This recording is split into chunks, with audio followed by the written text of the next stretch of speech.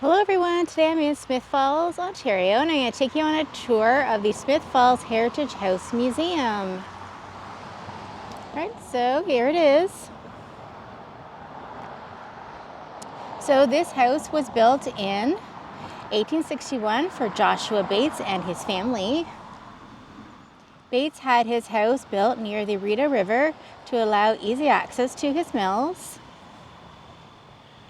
He owned a grist mill for grinding wheat into flour and a wool carding mill, which cleaned and prepared the fleece for spinning. The mills were powered by the water of the Rideau River at Old Slize Rapids, which is adjacent to this building. To increase business to his mills, Bates wanted to build a road as an access route. His business rivals stopped this road from being built. Bates then decided that the proposed Ottawa to Brockville railway line was another way of making his mills more accessible, so he invested heavily in the building project. Unfortunately, the railway line went bankrupt and sent him into bankruptcy. With barely any money to his name, Bates remembered that he still had land in Athens. Using this, he hosted what would be the last legal land lottery in Ontario for over 50 years. This sadly did not go as well as he had hoped. With little money to his name, Joshua soon fell ill.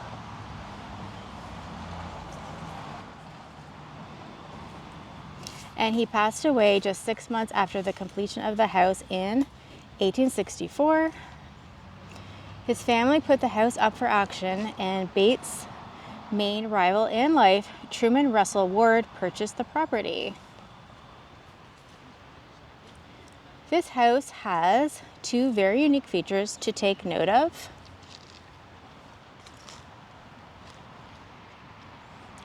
The mirror image facade, the front side and the back side are identical, and the only two-story privy remaining in eastern Ontario.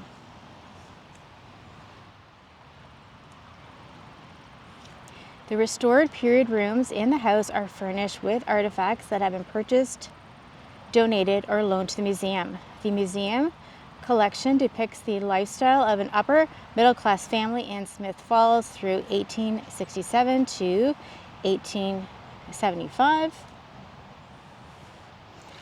The town of Smith Falls purchased the property in 1977. The Heritage House Museum officially opened its doors to the public in June of 1981.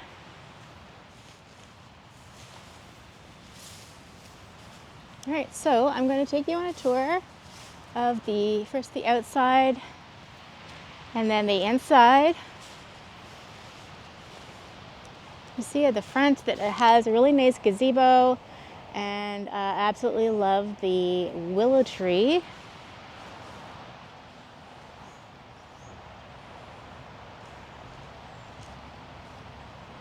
Okay, and here you can see in the back there's a few sheds.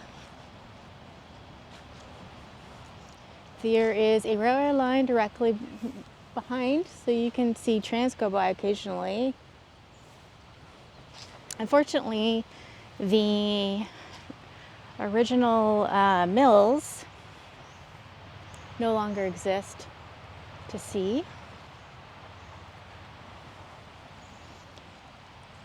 So here's what the house looks like at the back.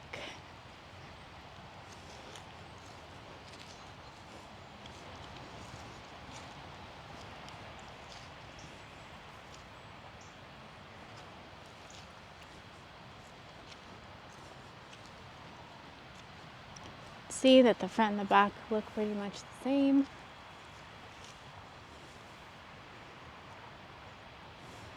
So we're gonna go inside now. On the main level, they have recreated what the home would have looked like. And on the upper level, there are some Smith Falls exhibits, historical exhibits that we can explore as well. All right, so let's go check it out.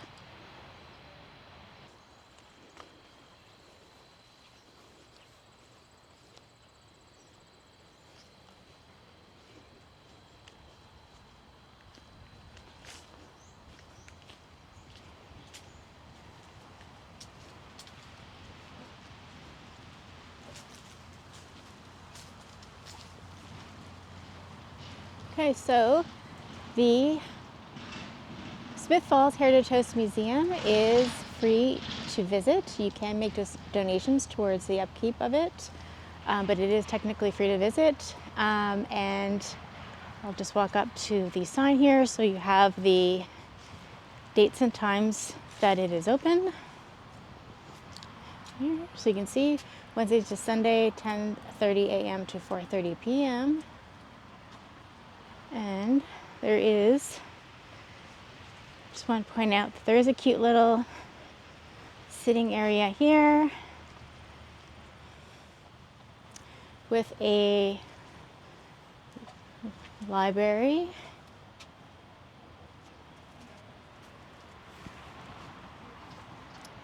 And there is also some picnic tables if you're so inclined to want to come and just sit here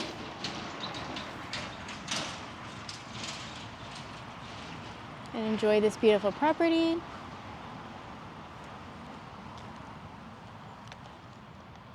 Okay, so we're going to go through this door and we'll be walking into the lobby, which is originally part of the woodshed and storage area.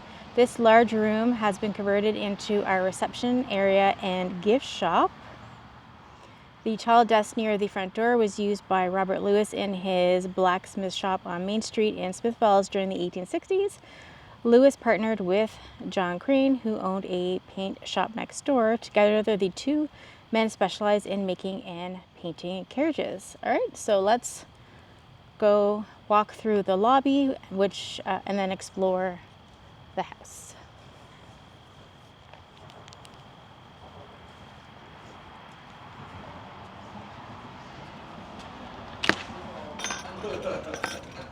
Hi again. Pretty much. Hi.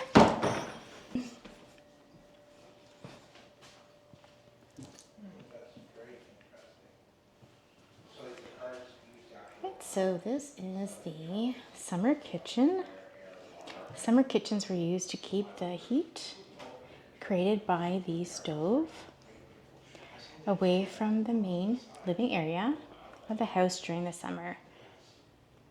Doors on either side of the room gave good cross ventilation. In winter, the room was used for storing meat and other perishables. So there's some interesting things in here that I want to point out. So this is the bake oven or chimney oven.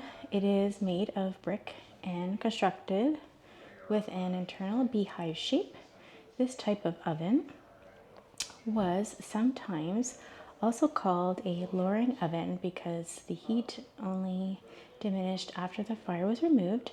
A fire would have been built within the inner chamber and allowed to burn for at least 2 hours. In order to heat the brick enough to bake bread, the ashes would then be scraped into the ash pit below.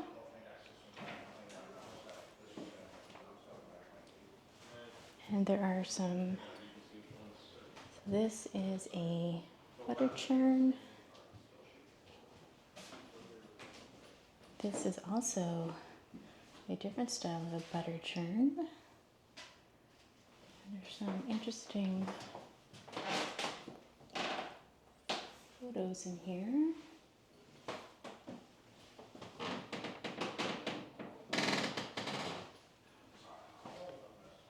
Sorry for the creaky floors.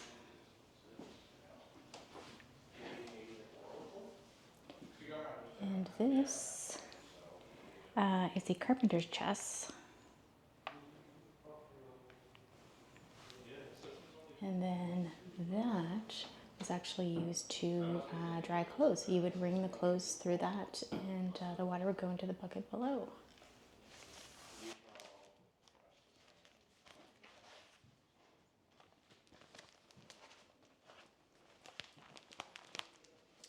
just want to point out this is a picture of the original. There was a mill, and then you can see on the left there was like a train bridge. The train bridge is still there, but the mill is no longer.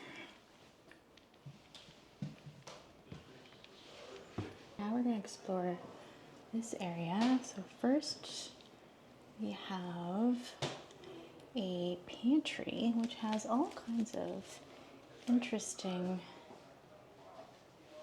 historical things to look at. So this served as a broom closet and food storage center. The pantry was very useful in houses without closets, freezers, refrigerators, or kitchen cabinets. Crocks and jars were used for storing staples such as oatmeal, barley, sugar, molasses, and milk. Large wooden bowls were used for mixing bread dough or for working butter. The Victorian era was also an age of gadgetry, as the world found ways to make people's lives more efficient. Some examples in here include a cherry pitter, a coal-powered iron, a candlestick mold, and a coffee grinder. So I can point out to you that this was the cherry pitter.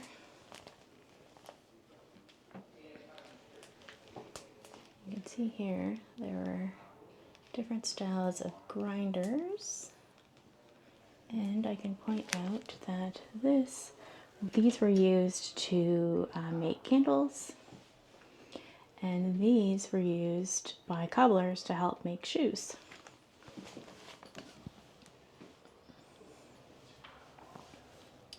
All right, next we're going to explore the winter kitchen.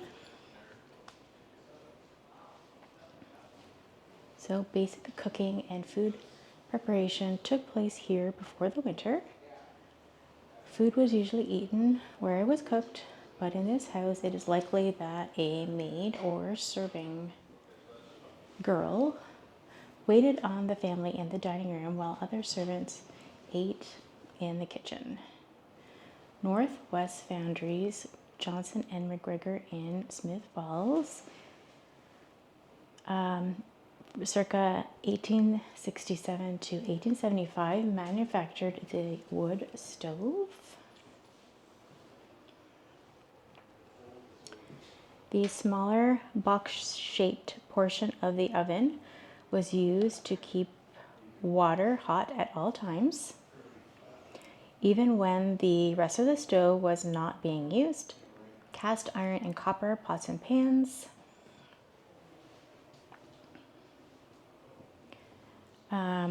are on top and around the stove, as well as a kettle.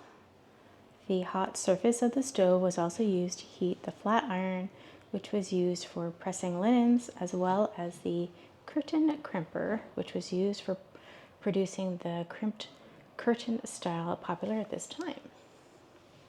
So I can point out to you, so here's the irons, and this here is the curtain crimper. I can also point out that these were used to stretch your woolen socks.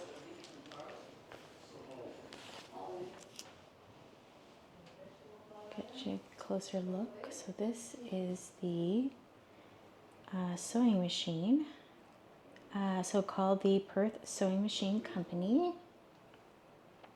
This model is the Venus model and is the only model the company ever made. The company was only in operation between 1872 and 1875.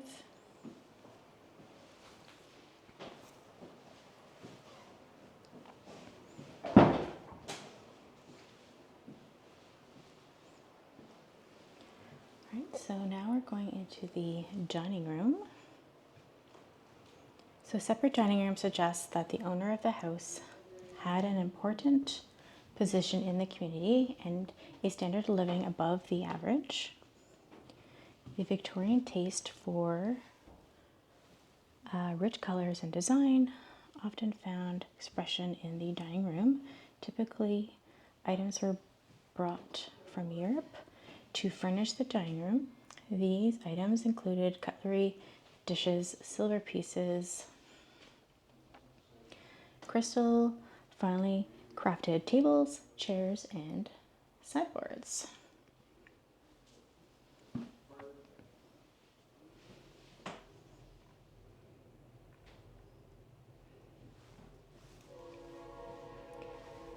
The china cabinet, 1835 to 1840, is made of oak. Okay. Here's a tea set. The large sideboard is a mahogany, possibly made in Brockville, 1840 to 1850.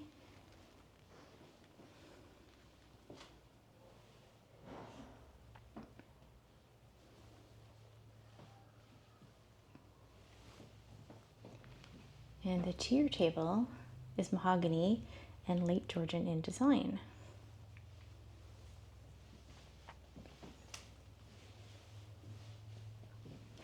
Okay, so now we're going to go to the hallway.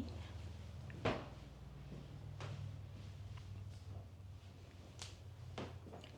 so this is the hallway and the stairs.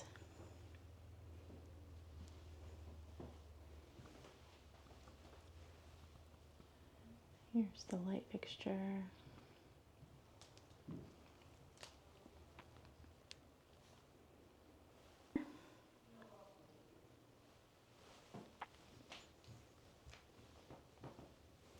There's tons of interesting historical things to see in here. So the parlor, salon, or drawing room was always located at the front of the house near the main entrance and was traditionally the best room in the house. The parlor was often used as a means of judging a family's comparative prosperity and standard of housekeeping. Considerable effort went into furnishing the room as elegantly as possible. The room would also have been crowded with chairs and sofas, not only for show, but also for the sake of good manners, so that everyone could have a seat while being entertained.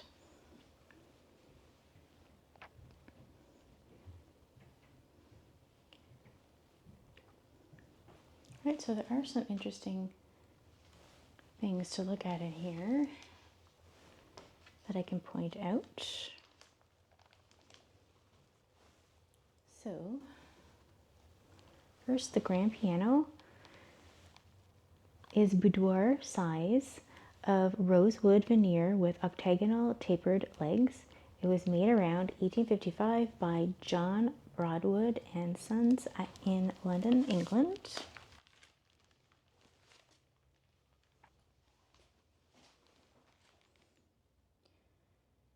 So, as seen here, it was customary to cover surfaces like this with a shawl. Another object to notice is the music stand, also known as Canterbury. The piano stool has glass ball feet, which indicate that it dates from the late 1800s. Very closer shot of the glass ball feet.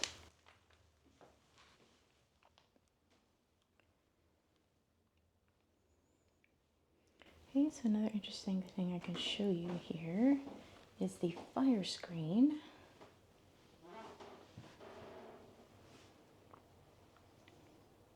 So this was used to shield those sitting close to the fire from the direct heat, especially women who were wearing wax makeup. The donor's great-grandmother made it. It is from the 1870s to 1880s. And then here is a games table. So this mid-Victorian walnut games table, 1865, features a swivel top and can fold over into a side table. It has a green braised top, which is used chiefly for gaming tables and porcelain casters. The cabriole style legs originated in early 18th century France. A really neat thing is this. So this is called a stereopticon or stereoscope viewer. Was a form of entertainment in the pre-television days. Slides depicted famous sights or scenes from everyday life around the world and later comedy scenes in a three-dimensional form. Step back in time and carefully take a look through history for yourself. So it's kind of hard to show this via a camera, but I can tell you so that if you look through here, which you probably can't tell via camera, but when you look through here, this image looks 3D. So it's like an old-fashioned, you know, those from the 80s, those viewfinders. It's kind of like an old-fashioned version of that, which I find super fascinating.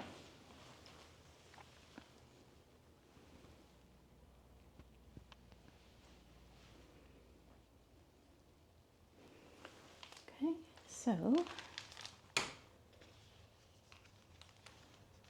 the last interesting thing I can point out in here is the doll.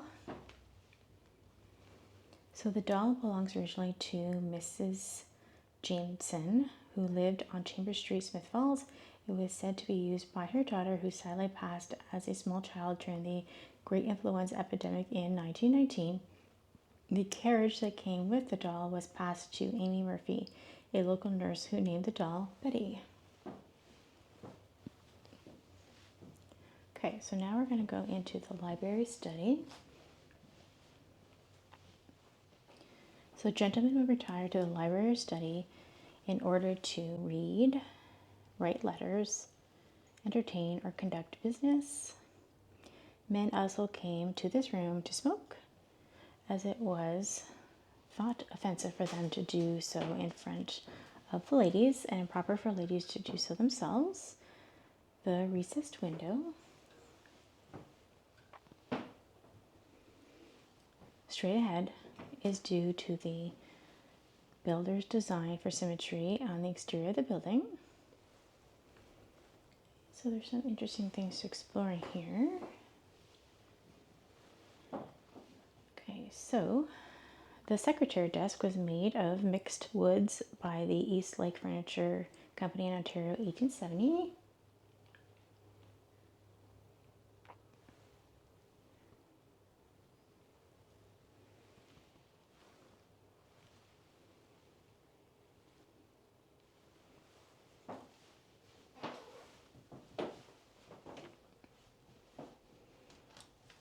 So this right here is a super interesting addition. So this is a switchboard. Give you a closer look.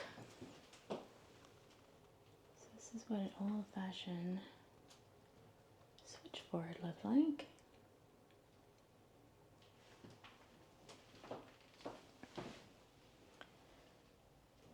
So this is not original to the period, but an interesting artifact from the community. It was originally used in the basement of the Hotel Rideau before being operated at the Rideau Regional Center in Smith Falls. The switchboard would be used by an operator to connect people's telephone calls. And then here you've got a quilt. So this was gifted to the women that lived on William Street East, across from the Bell telephone office. She often made treats for the operators, and when she went to move, the operators handed the quilt with their names embroidered as a keepsake. So you can see, so there's one that says Jessie Brockwell, Smith Falls, Anna Liston, Montreal. And here is official telephone directory, Eastern Ontario from 1918. That's a pretty fascinating that they have that saved.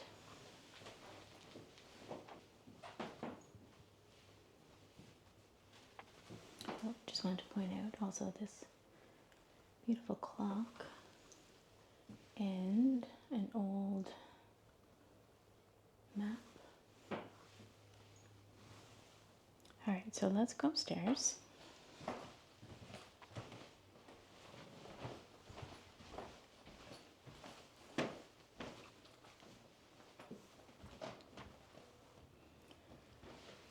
So the identical and elegant triple arched Palladian windows are another feature example of the mirror image style of the house.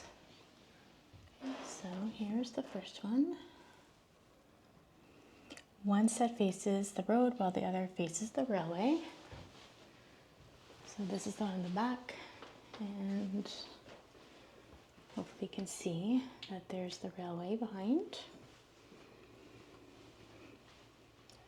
Oh, and out the back window you will note the community garden. One plot is being managed by the local horticulture society to grow vegetables for the Smith Falls Food Bank.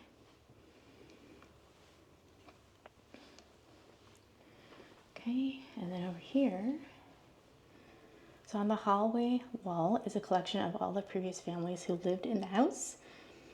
These families include the Bates, the Wards, the Davidsons, the O'Haras, the McGraths, and Ryans, and the Gleasons. So I'll quickly show these to you. So this is the Bates family, 1860 to 1864.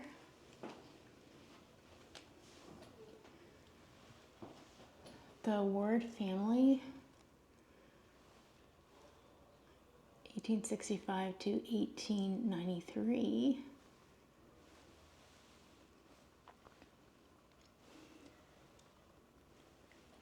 Here's a picture of Abe Russell Ward.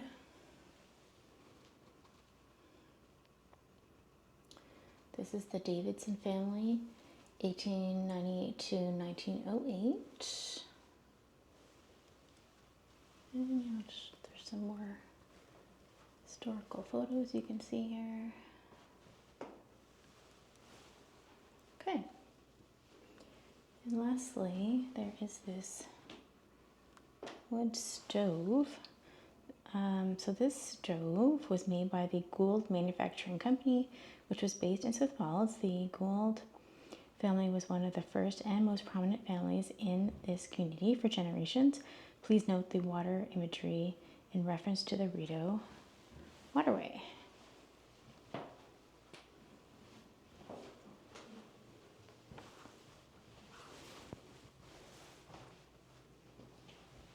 Here's another family tree on the other side here. You've got the O'Hare family, 1914 to 1918.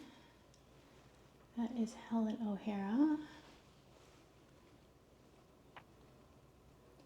The Gleason family, 1944 to 1968. This is the McGrath family. So the McGrath and Ryan family, 1919 to 1941.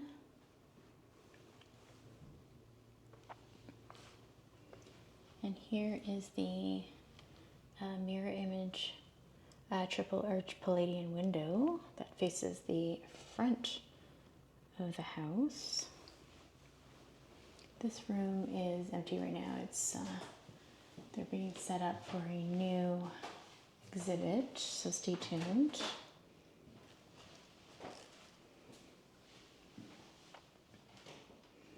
So there is some interesting things to look at in here.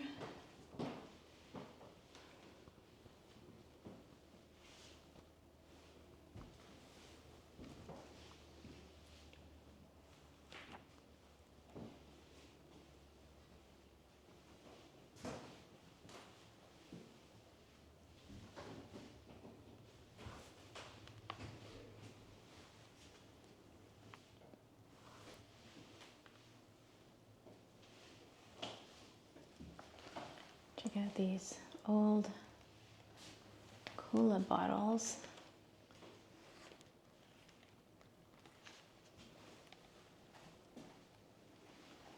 And this says CPR steel. So this is a section of the original Canadian Pacific Transcontinental Mainline Rail of 1883, presented to the town of Smith Falls, August 26, 1983.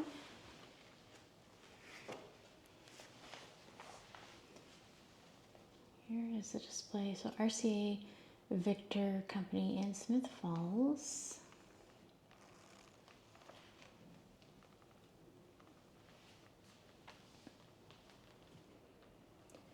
So the Radio Corporation of America, RCA, was founded in the 1919. It later merged with the Victor Talking Machine Company in 1929 to create RCA Victor. In 1954, the RCA Victor Company purchased 2 buildings and a vacant lot at the intersection of Cornelia and William Street in Smith Falls. In the beginning, the factory operated with 125 employees, running the 12 record presses during 1 shift per day. By the 1970s, the workforce had grown to 350, working 3 shifts in 24 hours. At its peak, the factory was producing 8 to 10 million records per year. The RCA Victor factory in Smith Falls has been credited with bringing Beatlemania to North America and pressed Love Me Do, P.S. I Love You in February 1963. That is actually really fascinating music history that happened right here in Smith Falls.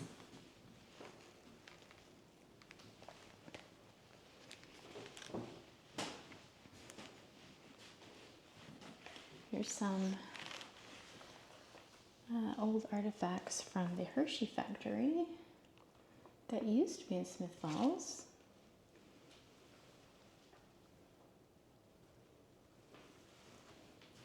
Can you see in the back there? Those are the Hershey molds.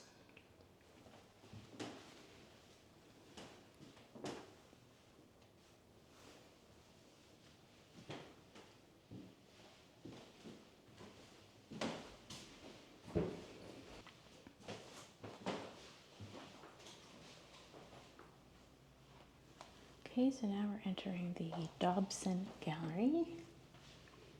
So the fireplace in this room suggests that it was originally the master bedroom. This room gave access to the 2-story privy through the top floor of the wood shed. The attic of the house could have originally served as an extra bedroom, a nursery space, or even the servants' quarters. The attic is currently the storage area for community artifacts when not on display. The room is named after Bill Dobson, one of the museum's founders, who was responsible for uncovering the fireplace. When the house was being restored, he also painstakingly researched the original paint colors used throughout this house. Okay, so this is that fireplace. So let's explore some of the artifacts in here, information. So here's some interesting Smith Falls history. The town's name is derived from the original owner of the land, Thomas Smythe, and the once magnificent falls that were diverted in order to create the Rideau Canal and the 3 lock stations throughout the community. The history of Smith Falls dates back to the American Revolutionary War between the Americans and the British, when land grants were issued to United Empire Loyalists who lost their lands they owned to the United States as punishment for supporting the Crown. The area, now known as Smith Falls, was granted to Lieutenant Thomas Smythe in 1786, a total of 400 acres. Smythe did not attempt to develop the land, and when he later ran into financial trouble, he mortgaged his land to a merchant from Boston, Joseph Sewall. Rights to his land and mill were contested in 1824, and Smythe lost his land for having defaulted on mortgage payments. The area was put up for a sheriff's auction, which is a public auction. In 1825, the land was acquired by a shrewd landowner, the Honorable Charles Jones, founder of Brockville, for £105. Mr. Jones sold the land of Abel Russell Ward in 1825 for £600. Ward, a loyalist living in Maitland, immediately started to clear the land and erected a log house in 1826 on what was to become Beckwith Street. Ward began work on a sawmill shortly after purchasing the area, and it was operational by the summer of 1827. Unfortunately, the mill had to be demolished in order to permit the construction of the Rideau Canal. Ward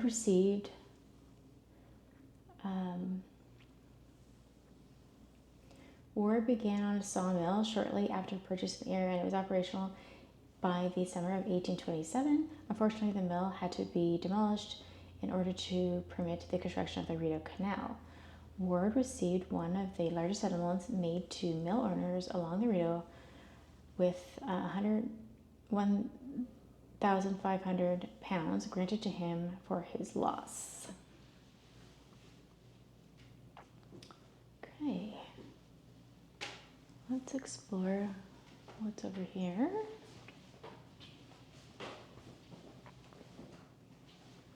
So this says uniform and working dress, 1825. Oh, there's historical sword here. This book says this is a map of the Rideau Canal.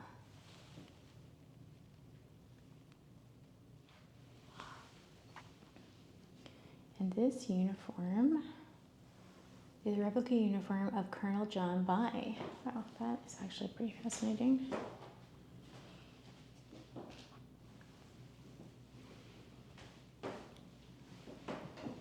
There's some interesting things in here. Okay, so this is the White Collection, discovered on the South Shore in Rideau Ferry, 1977. The White site was an archaeological dig on the property of Frank White and was the first of its kind along the Rideau Lakes. The collection seen here is a representation of pottery pieces from the late woodland period, 500 BCE to 1000 CE, founded on site. That is actually super interesting that this was found here.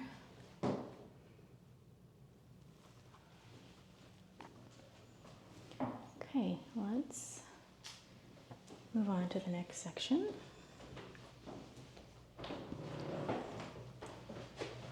So, there are some interesting images here. Smith Falls, gone but not forgotten.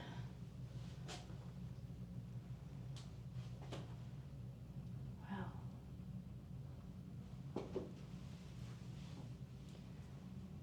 Smith Falls changing land streetscapes. Look at this. A fraternal parade, Beckwith Street, circa 1890. Main Street at the intersection of Beckwith Street in 1873.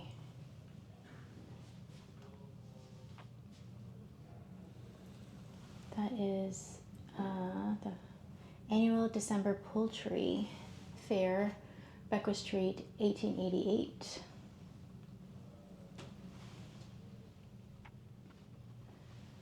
And then this is Smith Falls at War.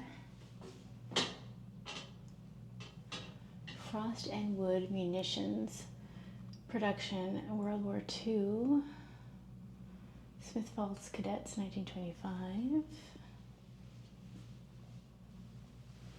This is a military parade in 1925. And And this last poster is Smith Falls at Work.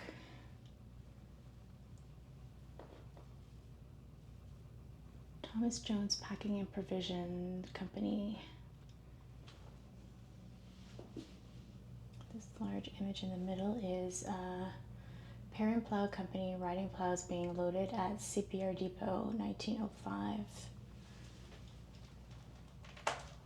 That is Volunteer Fire Department, 1923. And that is J.M. Clark Hardwood Store, circa 1900. Okay, so next we're going into the Hogan Brennan Gallery. This room was originally the upper story of the south wing and could have served as a storage. Been used for workspace or even been a sleeping quarters for mill workers and servants. Currently this room boasts temporary and traveling exhibits as well as local art shows that reflect the culture and heritage of the Smith Falls area. This gallery is named after two remarkable women and founders of the Smith Falls Heritage House Museum, Joyce Brennan and Joan Hogan. Okay, so there's all kinds of interesting things we can explore in here as well.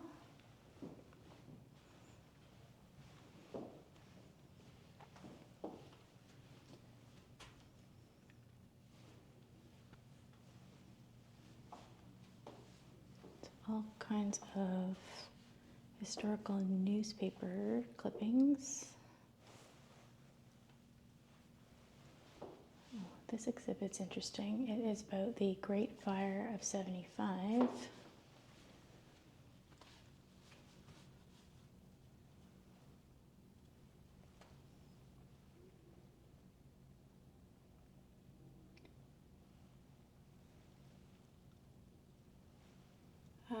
Firefighters set up equipment in front of the Justice building on Becker Street in the early stages of the blaze that destroyed 3 stores and 12 apartments and did heavy damage to 2 other buildings. Minutes after these photographs were taken, flames engulfed the entire structure and weren't brought under control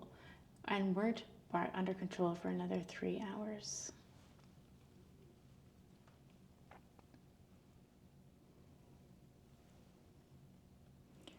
So this picture are the remains of the smoke and men's wear at 7 Beckwith Street. Wow, I don't know how many people are aware of this historical fire.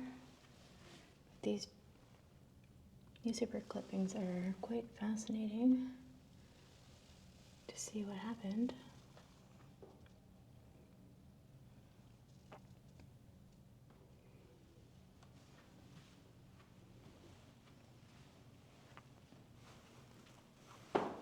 Right, so over here, there's a Smith Falls police display. You can see, it says, hopefully you can see, it says Smith Falls Police on the arm of the uniform. And then there are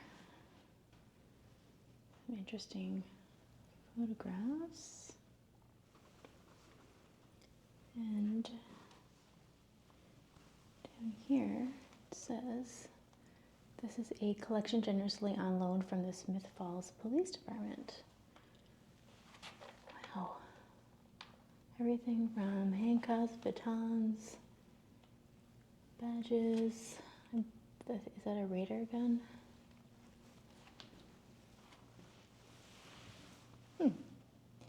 Fascinating.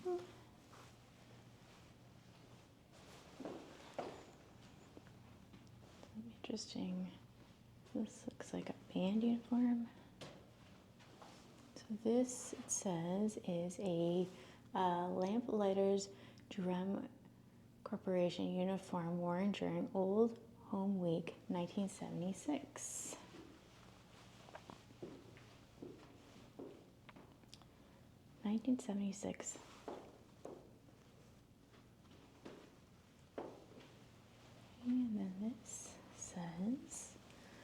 School memorabilia and yearbooks generously on loan from the Smith Falls and District Collegiate Institute. Oh, look at this. All kinds of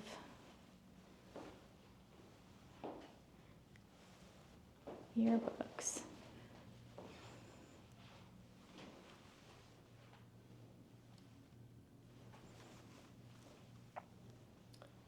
And here, Old Home Week, 1925, 1950, 1976, and 2001.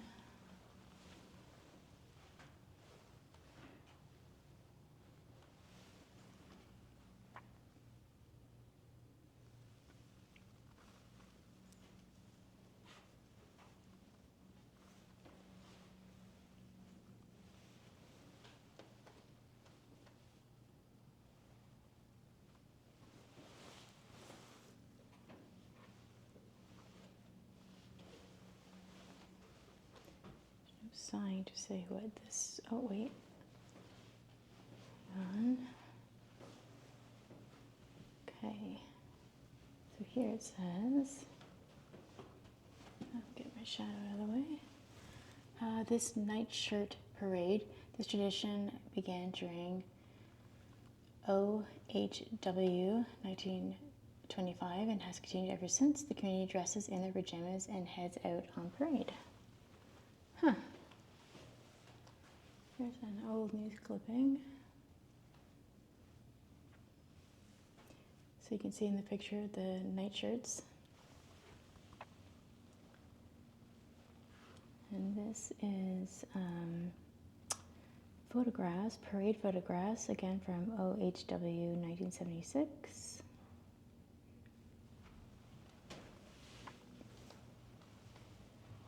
Right, and lastly, what's kind of fun here, the Price is Right. So you can have fun, kind of a fun interactive display of guessing prices of items in the years. So you've got 1925, 1950, 1976, 2000, and 2025. And then here's the items. You've got cap, eggs, butter, a car, and bread. It's kind of fun for kids and adults to have fun guessing what things cost at different years.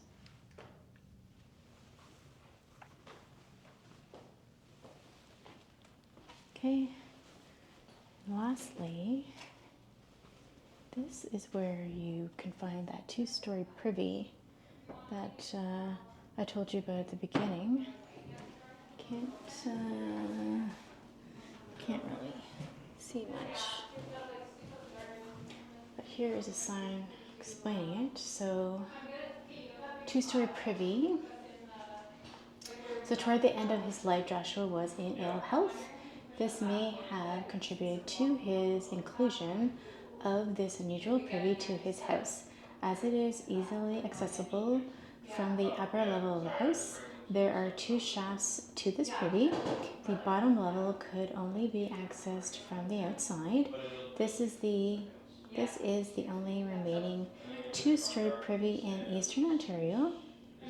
Another heritage building that boasts of a two-story privy in Rock Castle, a mansion in Hamilton that was built in the late 1840s for Steel Baron Alexander Carpenter. It is now being converted into apartment buildings. When Rock Castle was built in 1848, it was the only two-story privy in Canada West. Although the names of the castle's builder and architect have been lost with time, it is interesting to note that when it was first built, Rock Castle was most admired for its two-story privy. Connected to the master bedroom by an open bridge, the privy was an innovation that only a man of Alexander Carpenter's wealth could indulge.